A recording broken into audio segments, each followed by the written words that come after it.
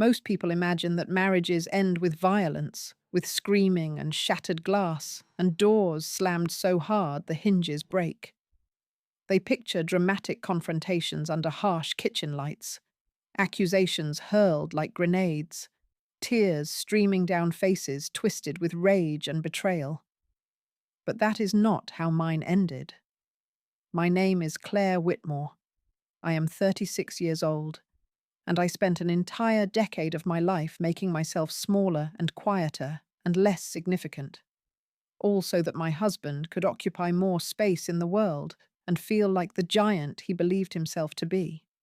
The actual moment of ending came on a Tuesday evening in early October, when the air had just begun to turn cold and the leaves were starting their slow surrender to autumn. We were sitting across from each other at Marcello's, the same Italian restaurant where Ryan had proposed to me 10 years earlier, back when we were different people living in a different world. The table still had that same white cloth, still had the same flickering candle in a red glass holder, but there was no romance left between us anymore. Nothing but the empty space where love used to live before it starved to death from neglect. Ryan was not even looking at me that night. His eyes stayed fixed on the glowing screen of his phone, his thumbs moving in rapid succession as he typed out messages to Madison, his 24-year-old executive assistant, who had somehow become the center of his entire universe, while I faded into the background like old wallpaper that nobody notices anymore. He did not apologize for ignoring me. He did not look guilty or conflicted, or even slightly uncomfortable about conducting his affair right in front of my face. He simply looked up from his phone with that expression of mild annoyance he had perfected over the years, the one that made me feel like I was a telemarketer who had interrupted his important day, and he told me the truth with all the emotional weight of someone ordering coffee. "Madison makes me happy, Claire," he said, his voice flat and matter-of-fact. "She understands me in ways you never could." I could see him waiting for my reaction, expecting me to beg or cry or make a scene that would embarrass him in front of the other diners. He wanted me to prove that I was the dramatic, emotional wife he had been complaining about to his colleagues for years. But as I sat there looking at this man who had systematically destroyed my sense of self-worth over the course of our marriage, I did not feel the crushing pain I had expected. Instead, I felt something unexpected and almost frightening in its intensity. I felt lighter, like I had been carrying an enormous weight on my back for so long that I had forgotten what it felt like to stand up straight, and someone had just cut the straps and let it fall away. When people ask me now how a marriage fails, they want to hear about some catastrophic event, some betrayal so enormous that it cannot be forgiven or forgotten. They want a story with a clear villain and an innocent victim, with dramatic turning points and satisfying moments of confrontation. But that is not how it happened for Ryan and me. That is not how I lost myself in the slow erosion of daily humiliations and casual dismissals. When I married him 10 years ago, we were genuinely equals. Two people who had built something together from nothing. We lived in a cramped apartment in the city where the radiator clanged all night and the neighbours upstairs fought every weekend, and we could barely afford furniture beyond a mattress on the floor and a card table we used for eating and working. But we had each other, and back then that felt like enough. I can still remember those early nights sitting cross-legged on the scratched hardwood floor, sharing cheap pizza straight from the box, using napkins to sketch out our dreams and plans for the future. "We were going to build an empire together," he said. "We were going to support each other's ambitions and celebrate each other's victories and be the kind of partnership that other people envied." I was working as an interior designer back then, just starting to build my client base one small project at a time. Ryan was in finance, beginning at the very bottom of a prestigious firm where he worked punishing hours for minimal pay, but he swore it would be worth it once he climbed the ladder. We made promises to each other during those early years, solemn vows that felt sacred at the time. We would always listen to each other's ideas. We would make all major decisions together. We would never let money or success change who we were or what we meant to each other. But then his career began to accelerate, and everything changed. Not all at once, but gradually, so slowly that I did not notice I was being erased until there was almost nothing left of me to erase. Ryan got promoted once, then again, each advancement bringing more money and more status and more distance between us. We moved from the cramped apartment to a luxury penthouse with floor-to-ceiling windows overlooking the harbour. We bought expensive cars that purred like satisfied cats. We wore designer clothes and ate at restaurants where the menus did not list prices and the waiters treated us like royalty. From the outside, our life must have looked absolutely perfect, like something from a magazine spread about successful young couples living their best lives. But on the inside, I was disappearing one small piece at a time, like a photograph left too long in the sun until the image fades to nothing. The erosion started with incidents so minor that I told myself they did not matter, that I was being too sensitive, that successful men like Ryan simply had a lot on their minds and could not be expected to celebrate every little milestone in their wives' careers. I remember one evening, about 3 years into our marriage, when I came home absolutely bursting with excitement because I had just landed a contract to redesign an entire boutique hotel, the biggest job of my career up to that point. I stopped at the wine store and bought an expensive bottle, the kind we used to save for special occasions. I spent 2 hours making his favorite meal from scratch, pan-seared steak with roasted potatoes and green beans with almonds, the apartment filling with those rich, savory smells that usually made him smile the moment he walked through the door. But when he arrived home that evening, he was already on his phone, his face tight with concentration as he listened to whoever was on the other end. He held up one finger in my direction without even looking at me, a gesture that meant, be quiet and wait and do not interrupt something important. Then he walked right past me and disappeared into his home office, still talking, still ignoring me completely. He stayed locked in that room for more than 2 hours, while the food I had prepared with such care grew cold on the stove, and my excitement curdled into something that tasted like shame. When Ryan finally emerged, he sat down at the table without acknowledging that anything unusual had happened, without apologizing for making me wait or asking why I had gone to such trouble on a random weeknight. I tried to salvage the moment by telling him my news, keeping my voice bright and enthusiastic, even though the joy had already leaked out of it.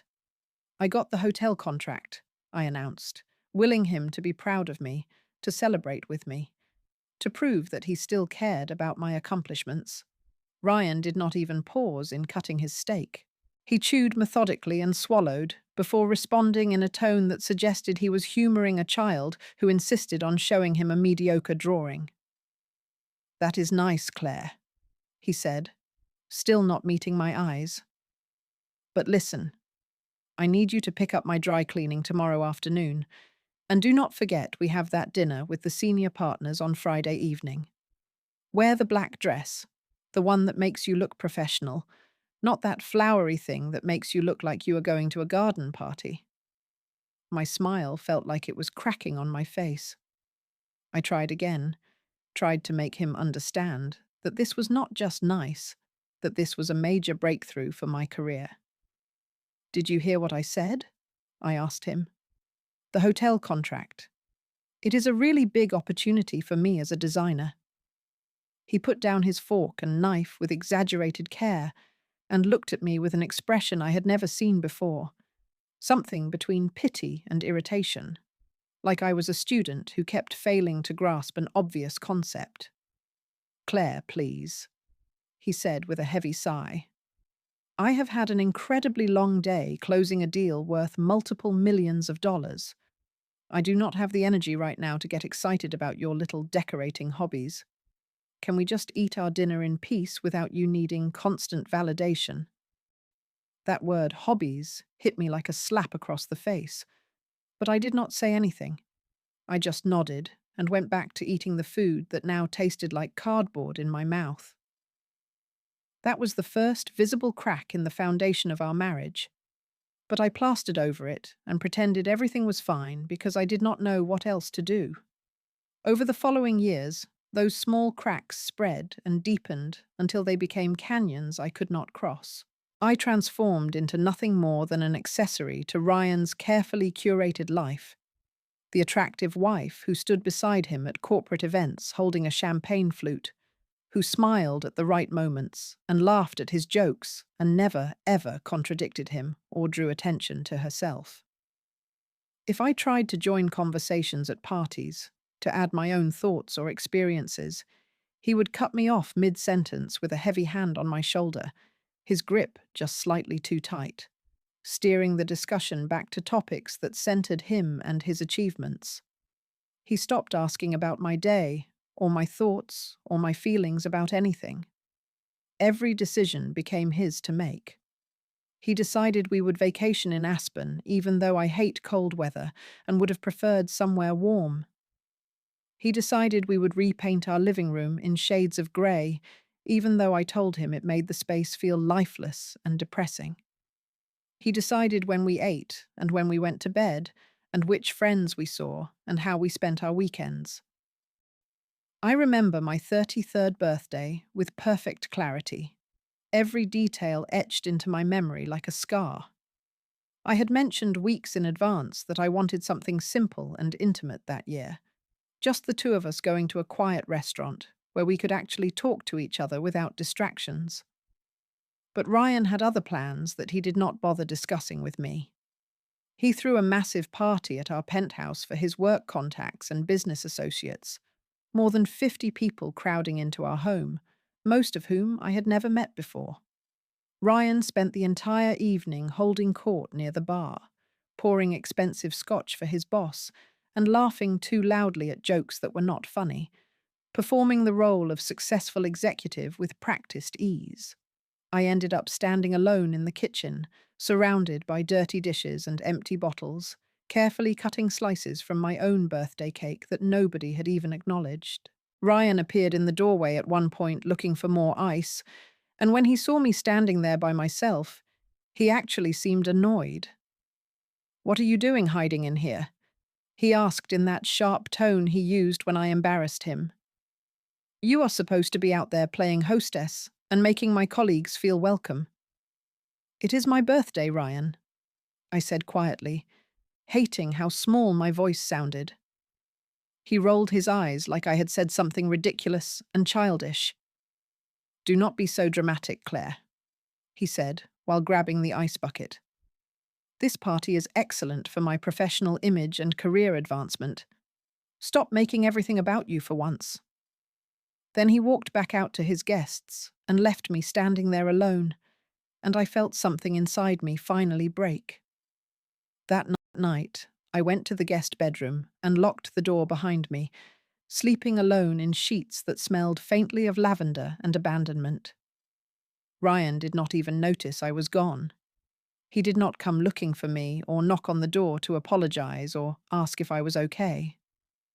The next morning, he was already at work when I woke up, and when he came home that evening, he acted like nothing had happened, like my absence from our bed meant nothing at all. That was when I truly understood the depth of my invisibility in his life. I was not even important enough to fight with. I was just furniture that he expected to stay in place and serve its function without complaint. The emotional neglect was not a sudden catastrophic event that I could point to and say this is when everything went wrong. Instead, it was a slow erosion that happened so gradually I barely noticed it was occurring, like water dripping on stone day after day and year after year, until the stone is worn completely smooth and unrecognizable. I started doubting everything about myself during those years. Maybe I really was boring and uninteresting. Maybe my career truly did not matter compared to his. Maybe I should just be grateful for the money and the penthouse and the lifestyle, and stop complaining about feeling empty inside. I stopped fighting for my opinions or my preferences. I stopped sharing my thoughts because they were always dismissed or ignored. I stopped trying to be his partner and instead became exactly what he seemed to want, which was a beautiful, silent decoration that made him look successful. I genuinely believed that was the lowest point. That feeling, completely invisible in my own marriage, was as bad as things could possibly get. I was catastrophically wrong about that. The discovery happened on a grey Sunday morning in late September, when rain was hammering against the floor-to-ceiling windows of our penthouse with such violence that it sounded like the sky was trying to break through the glass and flood our perfectly decorated living space. Ryan was in the shower, and I could hear the water running through the walls, that familiar sound that usually signaled I had at least 20 minutes of solitude before he emerged and started issuing orders for the day. He normally took his laptop everywhere with him, guarding it with the kind of paranoid vigilance that should have made me suspicious years earlier. He had passwords on everything, multiple layers of security, and he would physically angle the screen away from me whenever I walked into a room where he was working, like I was a corporate spy trying to steal his precious secrets rather than his wife of nearly a decade. I had never snooped through his things before that morning. I told myself it was because I trusted him completely. But looking back, I think it was more that I did not want to know what I might find if I went looking. Ignorance felt safer than truth.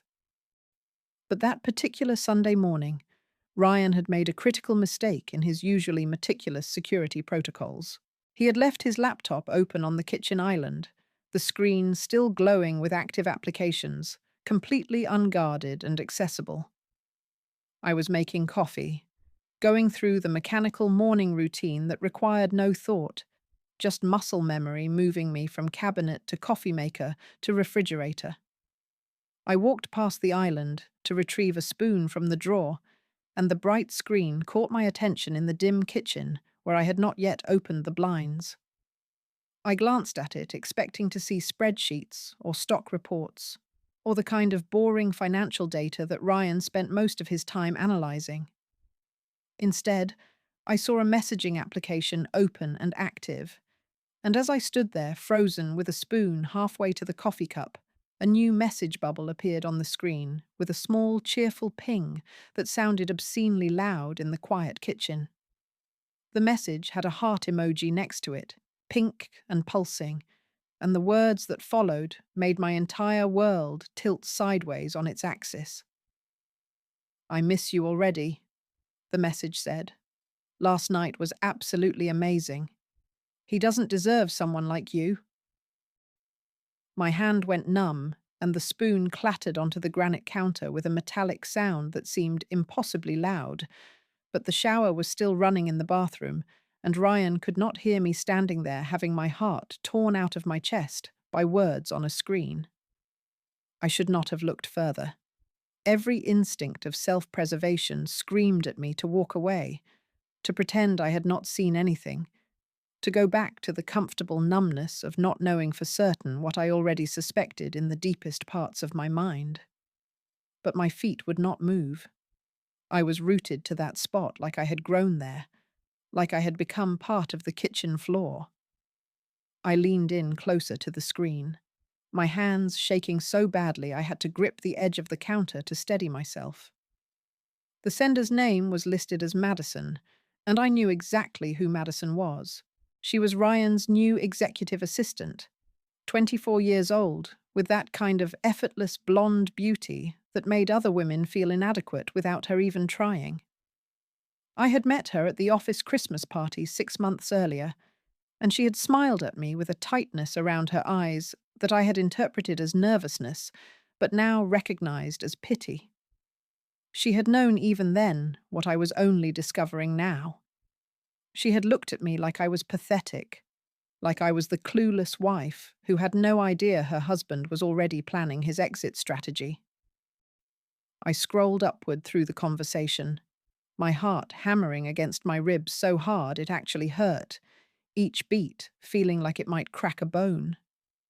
The messages went back months, all the way to January of that year, which meant this had been going on for at least 9 months, while I was sleeping in the same bed with Ryan every night, and making his meals, and managing his social calendar, and believing we still had a marriage worth saving. The early messages were flirtatious and cautious, both of them testing boundaries and seeing how far they could push before someone pulled back. But within weeks, the messages had escalated into explicit sexual content that made me feel physically ill, detailed descriptions of what they wanted to do to each other, what they had already done in his office after everyone else went home, in hotel rooms during his supposed business trips, probably even in our bed when I was away visiting my sister. There were inside jokes that clearly had history behind them. There were pet names that twisted like knives in my chest. She called him her king and her Superman. He called her his angel and his perfect girl. They talked about me occasionally, always in dismissive terms that made me sound like an annoying obstacle rather than a human being with feelings. "She is so clingy," Ryan had written in one message. "She has no life outside of me, and it is honestly suffocating." Madison had responded with a laughing emoji and the words, "Poor baby, you deserve so much better than a boring housewife." I kept scrolling, unable to stop, even though every new message felt like another nail being driven into the coffin of my marriage. I found messages about how they were planning their future together, about how Ryan was going to leave me as soon as he figured out the financial logistics, about how Madison could not wait to move into the penthouse and redecorate it to match her style instead of my terrible taste. She had actually sent him photos of furniture she wanted to buy with my husband's money, with our money, the money I had helped him earn by managing every aspect of his personal life so he could focus entirely on his career. They talked about having children together, about the life they would build once I was out of the picture. Ryan had written that he was just waiting for the right moment to tell me, that he wanted to make sure everything was lined up perfectly before he pulled the trigger. The casual cruelty of that phrase made my vision blur with tears. Pulling the trigger, like ending our marriage, was an assassination he was carefully planning, like I was a target that needed to be eliminated rather than a person he had once claimed to love. I heard the shower turn off, and panic flooded through my entire body. I closed the laptop with trembling hands and moved away from the island, returning to the coffee maker like I had been there the whole time. Like my entire world had not just shattered into pieces so small they could never be put back together. Ryan emerged from the bathroom wrapped in a towel, his hair still wet, completely oblivious to the fact that I now knew everything. He asked what I wanted for breakfast, with the same casual tone he used every Sunday, like this was just another normal morning in our normal life. I managed to tell him I was not hungry, my voice sounding strange and distant to my own ears, like it was coming from underwater. He shrugged and said he was going to meet some colleagues for brunch, which I now knew with absolute certainty meant he was meeting Madison for a few stolen hours before he had to come home and pretend to be a faithful husband. He got dressed in the expensive clothes I had picked up from the dry cleaner, kissed me absently on the forehead in a gesture that felt like a mockery of affection, and left the penthouse whistling some tune I did not recognize. The moment the door closed behind him, I collapsed onto the kitchen floor, my back against the cabinet, and I let myself feel the full weight of what I had discovered. I did not cry immediately. The tears would come later, would come in waves over the following days and weeks and months. But in that first moment, I just sat there on the cold tile floor, feeling absolutely nothing, like someone had reached inside my chest and scooped out everything that made me human and left behind just an empty shell. Over the next few weeks, I became an expert at pretending everything was fine while conducting my own investigation into the details of Ryan's betrayal. I checked his laptop whenever he left it unattended, reading through messages that became increasingly bold as he and Madison grew more confident that I suspected nothing. I found credit card statements showing charges at expensive hotels on nights when Ryan claimed he was working late at the office. I found receipts for jewelry I had never received, for dinners at romantic restaurants I had never been taken to, for weekend getaways to places I had begged him to visit with me, but he had always said he was too busy for vacation. The evidence piled up until there was no possible way to deny what was happening, no way to convince myself I was being paranoid or overreacting. My husband was living an entire secret life, and he was doing it so brazenly that part of me almost had to admire the sheer audacity of his deception. He came home to me every night and acted like everything was normal. He complained about being tired from work when I knew he had actually been tired from having sex with his assistant. He told me he loved me in that distant, automatic way people say, "Bless you," when someone sneezes. And I would say it back, even though the words had lost all meaning months or maybe years earlier. I started planning my exit strategy during those weeks of discovery, not out of anger or a desire for revenge, but simply because I knew I could not stay in a marriage that had become nothing more than an elaborate performance for an audience that did not care if I lived or died. I contacted a divorce attorney named Sharon Foster, who had been recommended by a colleague, and I spent 3 hours in her office laying out the entire situation while she took notes and occasionally made sympathetic sounds that suggested she had heard versions of this story 1,000 times before.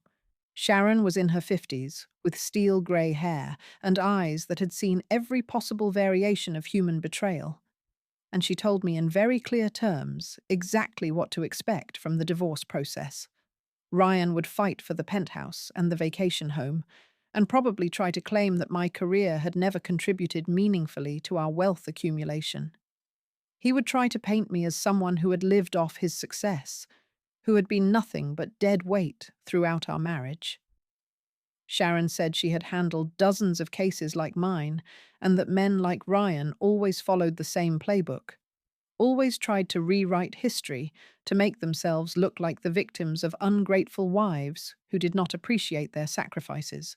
But she also told me that I had rights, that the years I spent supporting his career and managing his household absolutely counted as contributions to our marital assets, that I was entitled to a fair division of everything we had built together, even if he tried to claim he had built it all himself. I walked out of Sharon's office that day, feeling something I had not felt in years. I felt powerful. I felt like I had agency over my own life for the first time since I could remember. Ryan thought he was controlling the narrative, thought he was the one making decisions about when and how our marriage would end. But I was about to take that control away from him, and the look on his face when he realized I knew everything was going to be absolutely priceless. I went home and cooked dinner, like I had done thousands of times before. And when Ryan came home late, smelling faintly of perfume that was not mine, I smiled at him across the table and asked how his day had been. He told me it had been stressful, told me about difficult meetings and demanding clients, and I nodded sympathetically while thinking about Madison's messages describing what they had done in his office that afternoon. The level of deception required to sit there and maintain that facade should have broken me. But instead, it made me feel strangely calm, like I was already halfway out the door and nothing he said or did could touch me anymore. The divorce papers were being prepared. The financial analysis was being conducted. The trap was being set. Ryan just did not know it yet. The confrontation finally happened on that Tuesday evening in early October at Marcello's, the Italian restaurant, where our entire relationship had begun a lifetime ago when we were different people with different dreams. I had suggested the location deliberately, wanting the symmetry of ending things in the same place where they had started, though Ryan did not know that was my intention when he agreed to meet me for dinner. He probably thought I wanted to have some romantic anniversary celebration, or rekindle the spark that had died years earlier. He had no idea I was about to detonate the carefully constructed lie of our marriage right there between the breadsticks and the house wine. When I arrived at the restaurant, Ryan was already seated at our usual table near the window, his phone out as always, his attention completely absorbed by the glowing screen and whatever conversation he was having with Madison, or perhaps some other woman I did not even know about yet. He barely glanced up when I sat down across from him, just gave me that distracted nod that meant he had registered my presence, but did not consider it important enough to warrant his full attention. I ordered a glass of wine and watched him for several minutes, really looked at him maybe for the first time in years, and I tried to remember what I had seen in this man that had made me believe we could build a life together. He was still handsome in that conventional way that photograph well, with sharp features and carefully styled hair and expensive clothes that fit perfectly because he had them tailored. But there was something hollow about him now that I could not unsee once I had noticed it. Something performative and empty, like he was an actor playing the role of a successful man, but had forgotten there was supposed to be an actual person underneath the performance. I waited for him to finish whatever urgent message he was typing, and when he finally set the phone down and looked at me with mild irritation at being made to wait for his dinner, I decided to skip all the careful preambles I had rehearsed and just tell him the truth as directly as possible. "I know about Madison," I said, my voice calm and steady in a way that surprised me. "I know everything. I have known for weeks." For just a moment, genuine emotion flickered across Ryan's face, something that might have been panic or fear or even shame, but it was gone almost instantly, replaced by that blank corporate mask he wore whenever he needed to negotiate his way out of an uncomfortable situation. He did not ask what I meant, or try to deny it, or even pretend to be sorry. Instead, he just shrugged, an elaborate, casual gesture that was clearly meant to convey that my discovery of his affair was a minor inconvenience rather than a devastating betrayal. Ryan leaned back in his chair and told me that Madison made him happy in a way I never could, that she understood his needs and his ambitions, and did not constantly drag him down with my insecurities and demands for attention. He said it like he was explaining a business decision, like he was presenting a logical case for why our marriage needed to be dissolved so he could pursue a more advantageous partnership. I could see him watching my face, waiting for me to break down and cry, to beg him to stay, to give him the satisfaction of seeing me destroyed by his rejection. He wanted the drama and the tears and the desperate pleas that would confirm his narrative about me being the emotional, unstable wife who could not handle the truth. But something had shifted inside me during those weeks of knowing about his betrayal, something fundamental and irreversible. The pain I had expected to feel when this moment finally came was simply not there anymore. Instead, I felt nothing but a strange sense of relief, like I had been holding my breath underwater for years and was finally being allowed to surface and fill my lungs with air. I told Ryan that I wanted a divorce, and I watched his eyes widen slightly because clearly he had expected this conversation to go very differently. He had anticipated that I would fight for him, would try to convince him that we could work things out, would offer to change or compromise or do whatever it took to keep him from leaving. The idea that I was the one choosing to end things seemed to genuinely confuse him, like it did not fit with his understanding of how the world was supposed to work.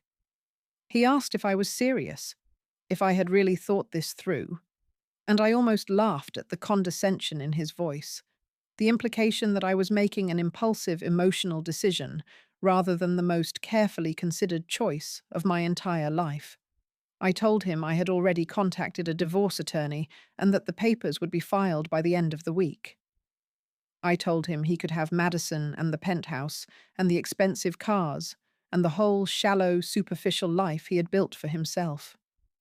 I told him I was done making myself small so he could feel big, done sacrificing my own happiness and self-worth to maintain the illusion that our marriage was something worth saving. Ryan's face went through a remarkable transformation as I spoke, moving from confusion to anger to something that looked almost like fear. He started telling me I was making a huge mistake, that I would never find anyone else who could provide for me the way he had, that I would end up alone and broke and full of regrets about throwing away everything we had built together.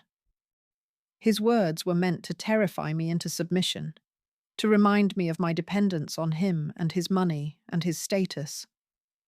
But they had the opposite effect. Every threat he made, every prediction of my future failure, just confirmed that leaving him was absolutely the right decision. This was not a man who loved me or valued me or saw me as an equal partner. This was a man who viewed me as property, as an asset that existed solely to enhance his own life, and he was furious that I was choosing to remove myself from his portfolio. The dinner ended badly, with Ryan raising his voice enough that other diners started glancing in our direction, with him accusing me of being selfish and ungrateful and deliberately trying to ruin his happiness. I left him sitting there alone at that table in Marcello's, still sputtering about how I would regret this decision, and I walked out into the cool October night, feeling freer than I had felt in a decade. The divorce proceedings were exactly as ugly and contentious as Sharon had predicted they would be. Ryan fought me on every single point, refused to acknowledge any of my contributions to our marital assets, and tried to paint a picture of himself as the sole creator of our wealth, while I had been nothing but an expensive burden throughout our marriage. His lawyers produced documents attempting to prove that my interior design career had been essentially a hobby that generated minimal income compared to his massive salary, conveniently ignoring the fact that I had stopped taking on major projects years ago because Ryan had demanded I be available to support his career and manage his personal life.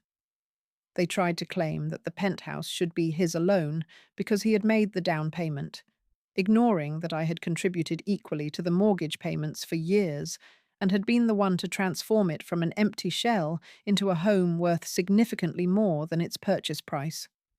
They fought over furniture and art, and even kitchen appliances, everything becoming a battlefield in Ryan's war to punish me for having the audacity to leave him instead of letting him leave me on his own timeline. The whole process dragged on for months, each mediation session and court appearance chipping away at whatever reserves of patience and goodwill I had left. But Sharon was brilliant and relentless, and she made sure that every questionable expense on Ryan's credit cards got examined. Every business trip that coincided with hotel charges got questioned. Every piece of evidence of his affair with Madison got entered into the record. By the time we reached the final settlement, Ryan's image as the wronged husband had been thoroughly dismantled, and the judge had very little sympathy for a man who had been conducting an affair while his wife managed every aspect of his personal life. I walked away from the marriage with a fair division of our assets, enough money to start over somewhere new, and the freedom to finally figure out who I was when I was not defining myself in relation to Ryan's needs and demands.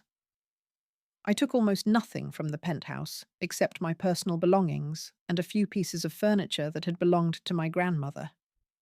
Everything else I left for Ryan and Madison to enjoy. All the expensive trappings of a life I no longer wanted any part of. I had already decided where I was going before the divorce was even finalized. My Aunt Judith lived in a small coastal town in Oregon called Harbor Pine, a place I had visited a few times during my childhood and remembered as being peaceful and beautiful in a way that felt like the exact opposite of the city where I had spent the last decade of my life. Aunt Judith was my mother's older sister, a woman who had never married and had instead spent her life building a successful career as an architect and living exactly as she pleased without apology or compromise. She had always been my favorite relative, the one person in my family who seemed to genuinely understand me and support my choices, even when everyone else was questioning them. When I called to tell her about the divorce and asked if she knew of any places to rent in Harbour Pine, she invited me to come stay with her for as long as I needed while I figured out my next steps. The offer felt like a lifeline being thrown to a drowning woman, and I grabbed onto it with both hands and did not let go. I moved to Oregon 3 weeks after the divorce was finalized, driving across the country in a rental car loaded with boxes containing everything I owned that mattered to me, which turned out to be surprisingly little after a decade of accumulating possessions I had never really wanted. The drive took 4 days, and with each mile I put between myself and my old life, I felt lighter and more myself than I had in years. By the time I reached Harbour Pine and saw the ocean stretching out to the horizon, grey and wild and completely indifferent to human drama, I felt like I could finally breathe again. Aunt Judith's house was a sprawling craftsman cottage perched on a cliff overlooking the water, surrounded by gardens that had gone somewhat wild but were beautiful in their untamed chaos. She welcomed me with a fierce hug and a glass of wine, and absolutely no questions about what had happened or why I had left. And that lack of judgment felt like the greatest gift anyone had ever given me. I spent the first month in Harbour Pine doing absolutely nothing productive, and it felt revolutionary. I would wake up without an alarm when my body decided it was ready to be awake, make coffee in Aunt Judith's sunny kitchen that smelled like lavender and old wood, and then sit on the back porch watching the ocean for hours without feeling guilty about wasting time or not being useful enough. Judith never pushed me to talk about what had happened, or make plans for the future, or do anything except exist in her space and heal at my own pace. She worked from home most days, designing sustainable housing projects for communities up and down the coast.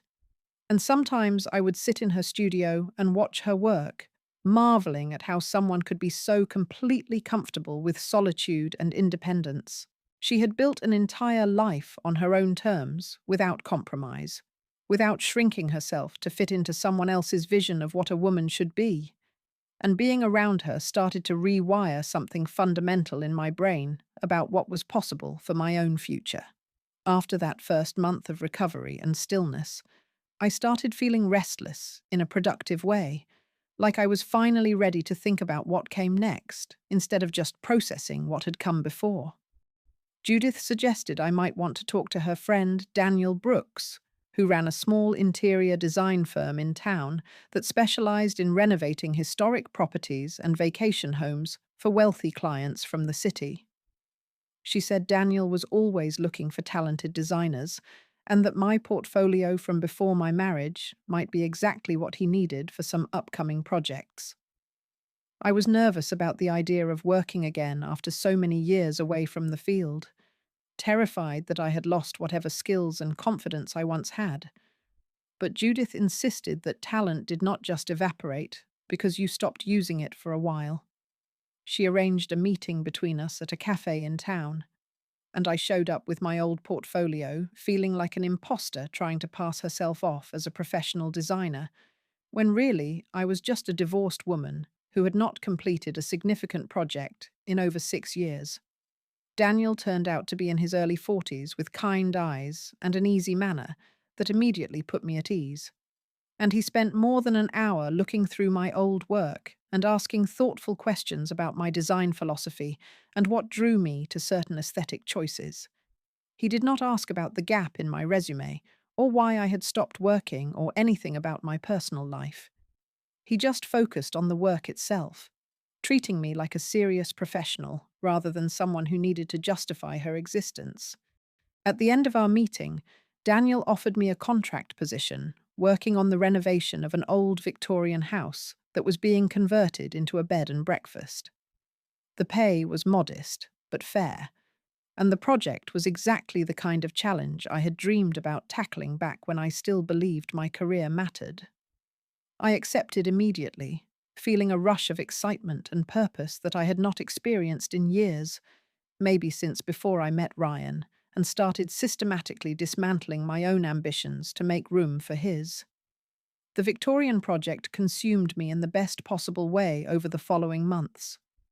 The house had been neglected for decades, and every room presented a new problem to solve, a new opportunity to honour its historic character while making it functional for modern guests. I worked closely with Daniel and his small team of contractors and craftspeople, and for the first time since my marriage ended, I felt like I was part of something meaningful, like my contributions actually mattered and were valued by the people around me. Daniel praised my work openly and incorporated my suggestions into the overall design vision, treating me as an equal collaborator, rather than someone whose ideas were just hobbies to be tolerated when convenient.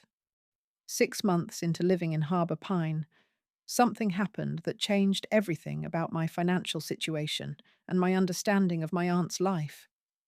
Judith called me into her study one evening after dinner, her expression unusually serious, and told me she needed to discuss something important about her estate planning.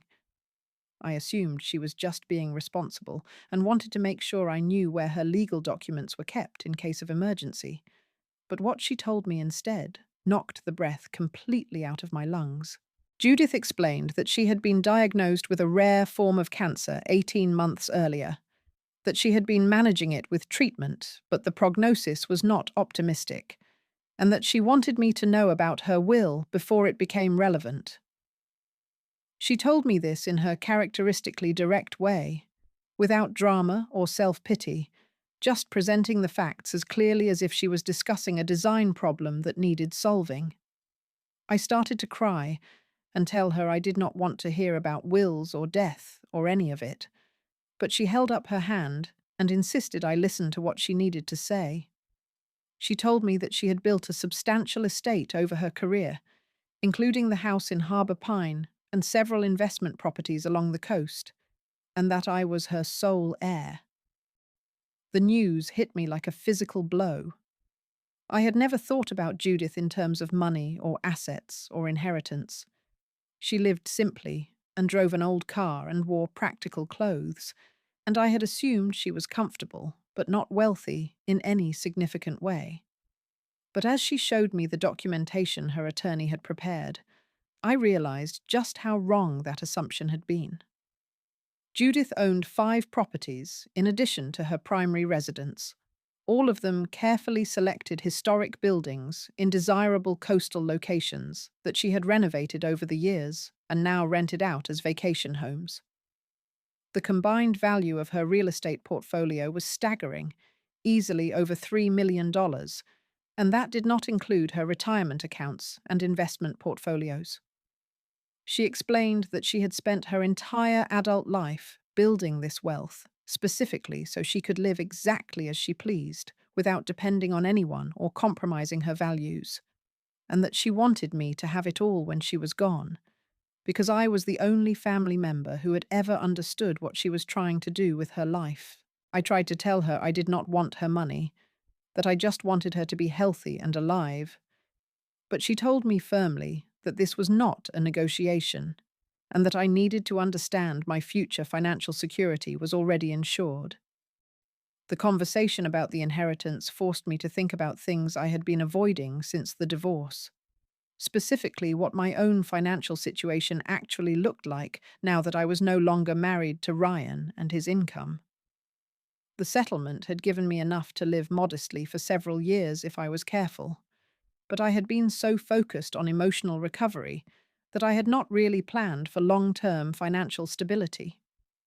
Now suddenly, I was looking at a future where I would own valuable property and have genuine wealth independent of any man, where I could make choices based purely on what I wanted rather than what I could afford. The knowledge was both liberating and terrifying in equal measure. I threw myself into work even harder after that conversation, partly to distract myself from worrying about Judith's health, and partly because I wanted to prove to myself that I could build a successful career again, regardless of whether I needed the money. Daniel promoted me to senior designer after 8 months, giving me lead responsibility on larger projects and bringing me into client meetings where my aesthetic vision and technical expertise actually shaped the direction of the firm's work. I was building something real and valuable that belonged entirely to me, and the satisfaction of that was worth more than any amount of money. Then one afternoon, about a year after I had moved to Harbour Pine, I was working at the office when my phone rang with a number I did not recognize. I almost sent it to voicemail but decided to answer, and the voice on the other end made my stomach drop. It was Madison, Ryan's former assistant and current wife, though her voice sounded strained and uncertain in a way that suggested their fairy tale romance might not have turned out exactly as planned. She told me she needed to talk to me about something urgent regarding Ryan, and against my better judgment, I agreed to meet her for coffee the following day. When Madison walked into the cafe, looking significantly less polished than I remembered from the office Christmas party where we first met, I could see immediately that the past year had not been kind to her. Her expensive highlights had grown out, revealing darker roots. Her designer clothes looked worn in a way that suggested she could not afford to replace them, and there were lines of stress around her eyes that had definitely not been there before. She ordered the cheapest thing on the menu and did not make eye contact with me for several long, uncomfortable minutes after we sat down. Finally, Madison started talking, and what she told me was simultaneously satisfying and pathetic in equal measure. Ryan had lost his job at the finance firm 4 months after our divorce was finalized, forced out by the board after several questionable decisions and declining performance that his colleagues attributed to him being distracted by his messy personal life. Without his substantial salary, they could not afford the penthouse and had to sell it at a loss because the market had shifted. They moved to a smaller apartment in a less prestigious neighborhood, and Ryan had struggled to find comparable work because his reputation in the industry had taken serious damage during our very public divorce proceedings. Madison had gone back to work as an executive assistant for someone else, making a fraction of what Ryan used to pay her. And their relationship had deteriorated rapidly once the money ran out and the reality of building a life together set in. She told me that Ryan talked about me constantly, not with anger or bitterness, but with something that sounded like regret, saying that I had been the only person who actually cared about him rather than what he could provide. Madison admitted that she had married Ryan expecting the wealthy lifestyle he had promised her, and now she was trapped in a struggling marriage to a man whose career was in free fall and whose emotional needs she had no interest in meeting.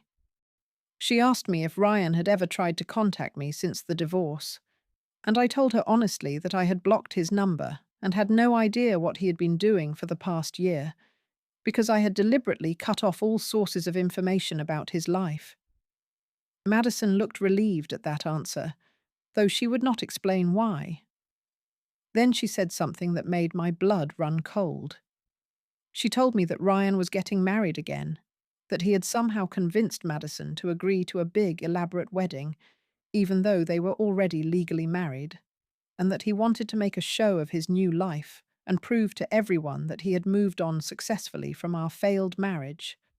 She said the wedding was scheduled for 2 months from now, and then she looked at me with desperate eyes and said she did not know why she was telling me this, except that she felt like I deserved to know that Ryan was still obsessed with performing success, even when the reality of his life was falling apart. The conversation left me feeling unsettled in ways I could not quite articulate, like there was something Madison was not telling me, some piece of information she was dancing around without actually revealing. I did not plan to attend Ryan's wedding reception or have anything to do with his desperate attempt to perform success for an audience that was already losing interest in his story. But fate has a strange sense of humor, and sometimes the universe arranges coincidences that feel almost too perfect to be accidental. 2 weeks before the wedding date Madison had mentioned, I received a phone call from Frank Morrison, an old family friend who had known my parents before they passed and who had stayed loosely connected to me over the years through occasional emails and holiday cards. Frank was a financial advisor who had built a successful practice managing wealth for families along the Oregon coast, and he explained that he was calling because Judith had asked him to handle some aspects of her estate planning and wanted me to be involved in the conversation. We arranged to meet at his office in Portland the following week, and I drove up thinking this would be a routine discussion about trusts and beneficiary designations and other technical matters that needed attention given Judith's diagnosis. But when I arrived at Frank's elegant downtown office with its floor-to-ceiling windows overlooking the river, he told me there was something else he needed to discuss with me beyond the estate planning details. Frank explained that he had recently been invited to a wedding reception for Ryan Whitmore, a man he had met years ago through business connections in the finance world. He said he almost declined the invitation because he did not know Ryan well and had heard through industry gossip that the man's career and reputation had taken significant damage recently. But when Frank mentioned the invitation to Judith during one of their meetings, she had immediately told him that Ryan was my ex-husband and suggested that Frank might want to attend the reception after all, because something interesting was likely to happen. Frank looked at me with curiosity and concern, clearly trying to understand what Judith had meant by that cryptic suggestion, and I found myself telling him the entire story of my marriage and divorce and everything that had happened since I moved to Harbour Pine. I told him about Ryan's affair with Madison, about the emotional neglect and systematic erosion of my self-worth, about how he had treated me like worthless dead weight throughout our marriage, while building his career on the foundation of my unpaid labor, managing every aspect of his personal life. Frank listened, without interrupting, and when I finished, he sat back in his leather chair and said something that made my pulse quicken with unexpected satisfaction. He told me he had been working with Judith to complete a comprehensive valuation of her entire estate, which meant he now had detailed documentation of every property she owned and their current market values. He said the coastal real estate market had exploded over the past 18 months due to wealthy city dwellers fleeing to vacation destinations during economic uncertainty, and properties that Judith had purchased for relatively modest prices years ago were now worth astronomical sums.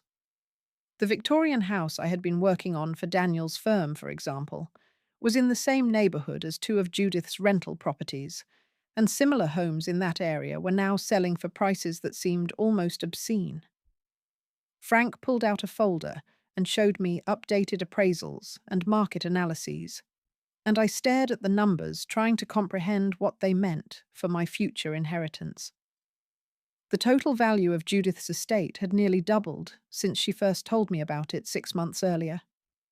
Between the properties and investments and retirement accounts, I was looking at inheriting somewhere between $5 and $6 million, and that was a conservative estimate that did not account for continued appreciation or the life insurance policy Judith had maintained for decades. Frank watched my face as I processed this information, and then he said something that made his earlier comment about attending Ryan's wedding suddenly make perfect sense. He told me that he thought Ryan and his new wife Madison were operating under the assumption that I had walked away from the divorce with very little, that I was struggling financially in some small coastal town, that leaving me had been a smart financial decision on Ryan's part because he was the one with earning power and assets. Frank said he would very much enjoy correcting that misperception if I gave him permission to do so, and the gleam in his eyes suggested he was the kind of man who took genuine pleasure in exposing financial frauds and puncturing inflated egos. I should have told him no. I should have said that I had moved on from Ryan and did not care what he thought about my financial situation, or whether he realized he had made a catastrophic mistake in underestimating my worth. But I was only human, and the opportunity to let Ryan discover the truth in the most humiliating way possible was simply too delicious to pass up. I told Frank he could attend the wedding and share whatever information he felt was appropriate, and I tried not to think too hard about the satisfaction I felt at imagining Ryan's face when he learned the truth. The wedding reception took place at an expensive hotel in the city, the kind of ostentatious venue that screamed, "Look how successful I am," to anyone who walked through the doors. Frank sent me text updates throughout the evening like he was a spy sending intelligence reports from behind enemy lines, and each message painted a more pathetic picture of Ryan's desperate attempts to maintain appearances despite his crumbling circumstances. The guest list was apparently quite small, suggesting that Ryan's social circle had contracted significantly since our divorce, and many of the people in attendance seemed to be there out of obligation or morbid curiosity rather than genuine affection for the couple. Madison looked beautiful, but tense, her smile never quite reaching her eyes, and Ryan was working the room with manic energy that suggested he was running on anxiety and possibly something stronger than champagne. Frank positioned himself strategically near a group of Ryan's former colleagues from the finance industry, men who were clearly attending more to gossip than to celebrate, and he waited for the right moment to deploy the information bomb that would detonate Ryan's entire evening.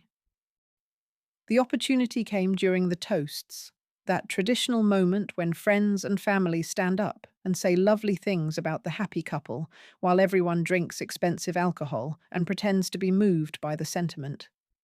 Ryan's former boss gave a speech that was diplomatically vague, saying generic things about new beginnings and fresh starts without actually praising Ryan's character or professional accomplishments. Madison's maid of honor gave a speech that focused entirely on how beautiful the bride looked and how elegant the wedding was, carefully avoiding any mention of the actual relationship or whether she believed it would last. Then Frank stood up, introducing himself as an old family friend with connections to both sides, and the room went quiet with the kind of anticipatory hush that suggested everyone sensed something interesting was about to happen. Frank started by talking about the importance of financial planning and understanding one's true net worth, which made several people shift uncomfortably because talking about money at weddings was generally considered tacky. But then he pivoted smoothly into talking about how proud he was to be working with the Whitmore family on estate planning matters, and how impressive it was to see a young woman build such substantial wealth through smart investments and career success. Ryan's face went pale as Frank continued talking, clearly not understanding yet where this was going, but sensing that somehow this toast was not actually a celebration of his new marriage. Frank mentioned that he had recently completed valuations for the Whitmore estate holdings along the Oregon coast, properties worth several $1 million that would soon pass to the next generation, and he made a point of saying how remarkable it was that Claire Whitmore had positioned herself so well financially, despite her ex-husband's attempts to minimize her contributions during their divorce proceedings. The room went completely silent as people processed what Frank was saying, and I could picture Ryan's face cycling through confusion and realization and horror as he understood that the pathetic, struggling ex-wife he had been congratulating himself for escaping was actually worth exponentially more than he was. Frank delivered the final blow with surgical precision, mentioning the specific value of the estate portfolio and noting that Claire's net worth was now approximately 10 times what Ryan's had been at the peak of his career, let alone what it was currently after his recent professional setbacks. Someone in the crowd actually gasped, and Frank told me later that he heard several people immediately start whispering and pulling out their phones to fact-check his claims. Ryan tried to recover, tried to laugh it off as some kind of joke or misunderstanding, but his voice came out strangled and desperate in a way that convinced everyone Frank was telling the truth. Madison's face had gone absolutely white, and you could practically see the calculations happening behind her eyes as she realized she had married a man thinking he was wealthy, when in reality his ex-wife was the one sitting on millions in appreciating coastal real estate. Frank sat down, having thoroughly destroyed whatever narrative Ryan had been trying to construct about his successful new life, and the reception descended into chaos as guests abandoned all pretense of celebration and started openly gossiping about the revelation. One of Ryan's former colleagues was heard asking him directly if it was true that he had let a portfolio worth that much walk out the door during the divorce. And Ryan's attempt to explain just made him sound weak and incompetent and completely out of his depth. The evening spiraled downward from there, with Ryan drinking too much and becoming increasingly agitated as the whispers spread through the room and the story of his colossal mistake became the only thing anyone wanted to discuss. Someone recorded video on their phone when Ryan finally lost control completely, screaming at a waiter about the wine being the wrong vintage and throwing a glass that shattered against the wall while Madison tried desperately to calm him down. He shoved her hand away and yelled at his new bride to get off him, telling her she was just as useless as everyone else, and the camera caught every humiliating second of his meltdown. Frank sent me the video later that night, and I watched it once with a mixture of satisfaction and genuine sadness at how far Ryan had fallen. The man on that screen was not the confident, successful executive I had married 10 years earlier. He was a frightened, angry person whose carefully constructed image had finally crumbled completely, revealing nothing underneath but insecurity and rage. The video went viral within 24 hours, racking up millions of views and destroying what little remained of Ryan's professional reputation. And I knew without being told that his carefully maintained fantasy of success had just collapsed into rubble that could never be rebuilt. The fallout from the viral wedding video was swift and absolutely devastating to what little remained of Ryan's professional credibility. By Monday morning, the clip had been viewed over 2 million times, shared across every social media platform with commentary ranging from shock to schadenfreude to genuine concern about Ryan's mental stability. The financial industry is built on trust and the appearance of calm, rational decision-making, and a video of a man screaming at service staff and physically pushing away his bride at his own wedding reception suggested neither rationality nor stability. 3 major clients pulled their investment accounts from Ryan's firm by Wednesday, publicly citing concerns about leadership and judgment.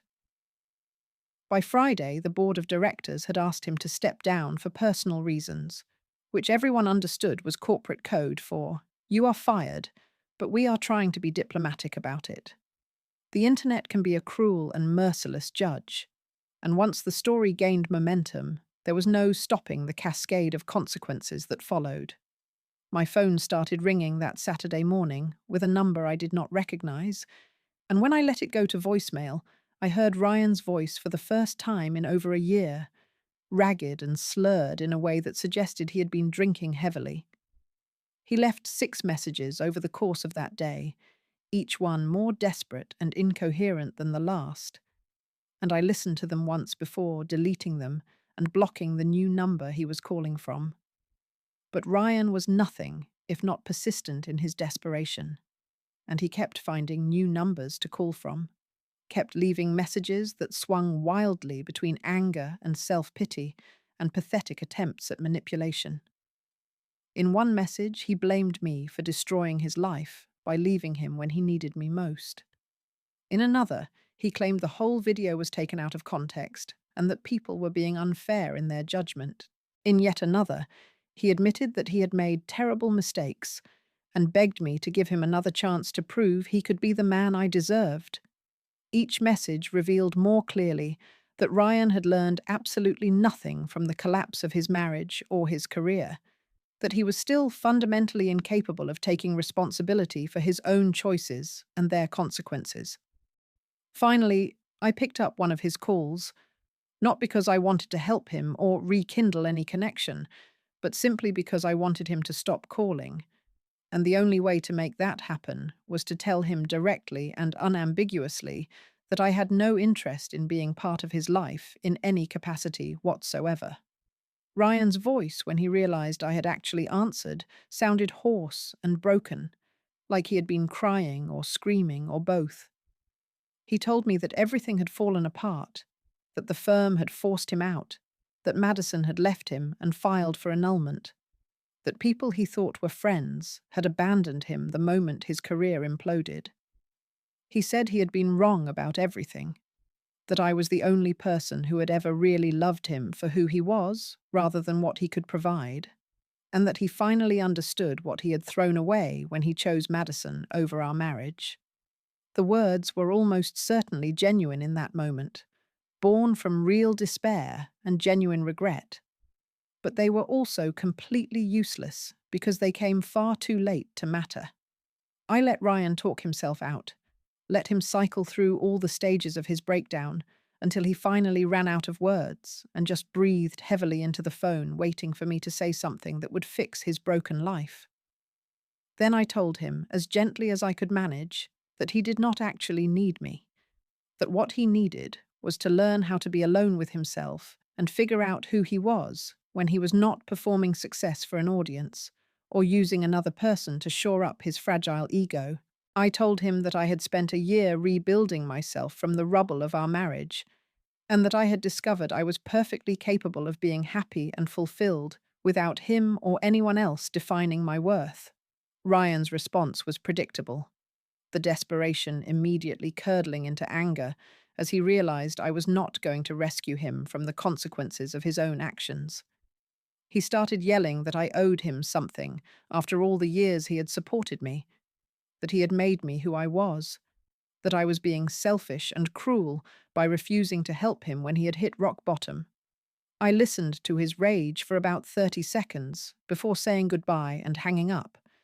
Then I blocked that number and every other number he might conceivably use to contact me in the future.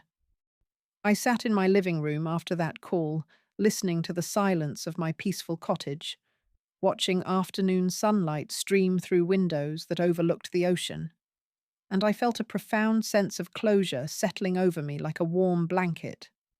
Ryan was not a monster lurking under my bed anymore, waiting to destroy me. He was just a sad, angry man in an empty apartment somewhere far away, and he had absolutely no power over my life or my happiness. The distance between who I had been during my marriage and who I was now felt enormous, like I was looking back at a completely different person who had existed in a completely different reality. That woman who made herself small and quiet and insignificant to accommodate Ryan's ego no longer existed, and I had no desire whatsoever to resurrect her or return to that diminished version of myself. It has been a full year now since the wedding reception incident that destroyed what remained of Ryan's reputation, and my life in Harbour Pine has settled into a rhythm that feels sustainable and genuinely fulfilling in ways I never experienced during my marriage. I became a full partner at Daniel's design firm, and my name now appears on the door alongside his in elegant gold lettering that makes me smile every time I see it. We work together every single day on projects that challenge me creatively and intellectually, and the professional relationship we have built is the healthiest dynamic I have ever experienced with any man, because it is based entirely on mutual respect and genuine appreciation for each other's talents, rather than power imbalances or financial dependencies. I used a portion of the money from my divorce settlement to establish a scholarship fund for young women studying interior design, specifically targeting students from small towns and modest backgrounds who might not otherwise have access to quality education in the field. The scholarship is named after my grandmother, who taught me that a woman should always have her own money and her own dreams, and watching the first recipients receive their awards felt more meaningful than any achievement from my marriage ever had. My garden at Judith's cottage has flourished under my attention over this past year, transforming from an overgrown tangle of weeds into a riot of colour and life that climbs the stone walls and spills over the pathways.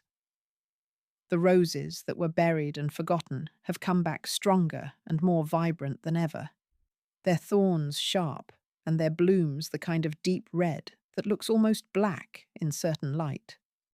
I bought a golden retriever puppy that I named Barnaby, and he has become my constant companion, following me from room to room and sleeping at my feet while I work on design plans at the kitchen table. I hear occasional news about Ryan through the informal networks that connect people in any industry, bits of gossip and updates that I do not seek out, but that find me anyway through mutual acquaintances and former colleagues. He apparently had to sell the penthouse at a significant loss and move to a smaller city where the cost of living was more manageable on his reduced income. He found work at a mid-level position with a regional firm, nothing remotely comparable to the prestige and power he once enjoyed, but enough to survive on if he lived modestly. Madison did indeed file for annulment and moved back to her parents' house in the suburbs, and I heard she eventually married someone else entirely, a dentist or an accountant, or someone equally stable and boring who could give her the conventional, comfortable life she had always wanted. Ryan is apparently living the exact life he used to threaten me with during our arguments, small and obscure and utterly unremarkable. And I feel absolutely nothing about that information beyond a vague sense that the universe has a way of balancing scales when given enough time. But I do not sit around dwelling on Ryan's misfortunes or taking pleasure in his diminished circumstances, because revenge was never really about destroying someone else and watching them suffer. That kind of revenge takes too much energy and keeps you tethered to the person who hurt you, keeps them living rent-free in your head while you waste your precious time monitoring their downfall. Real revenge, the kind that actually heals and transforms you, is simply choosing to be happy despite everything they did to make you feel worthless. Real revenge is waking up in the morning without that heavy dread sitting on your chest like a stone. Real revenge is making a cup of coffee in your sunny kitchen and genuinely liking the person who drinks it, recognizing her as someone strong and capable and worthy of love and respect. I stood on my porch this morning, as I do most mornings now, watching the ocean crash against the cliffs with that eternal rhythm that existed long before I was born and will continue long after I am gone.